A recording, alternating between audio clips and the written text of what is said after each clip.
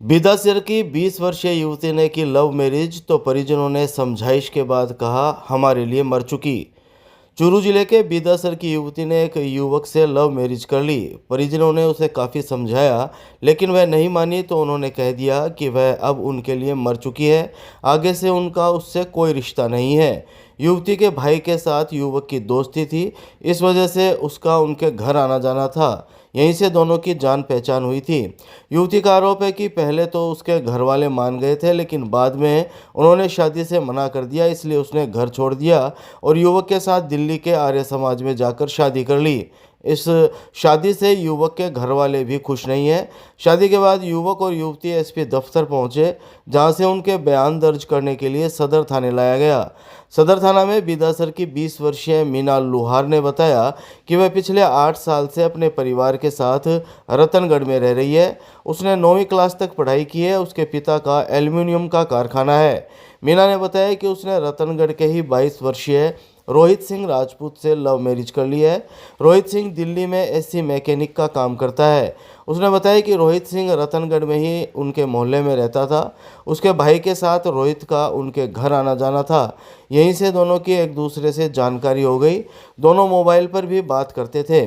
5 महीने पहले उसने रोहित से शादी करने की बात अपने घर पर भी बताई थी। उसी वक्त उसके घर वाले मान भी गए लेकिन बाद में उन्होंने मना कर दिया।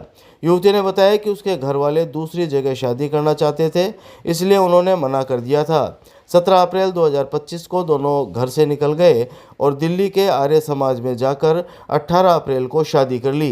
दोनों को घर वालों ने जान से मारने की धमकी भी दी। रतनगढ़ थाने में परिजनों ने उसकी गुमशुदगी भी दर्ज करवाई। इसके बाद दोनों सुरक्षा के लिए एसपी दफ्तर पहुंचे। एसपी दफ्तर से दोनों को चूरू के सदर थाने लाया गया। यहाँ रतनगढ़ पुलिस ने युवती के बयान दर्ज किए। रतनगढ़ से चूरू पहुंचे लड़की के परिजनों ने उससे काफ़ी समझाइश की लेकिन वह नहीं मानी।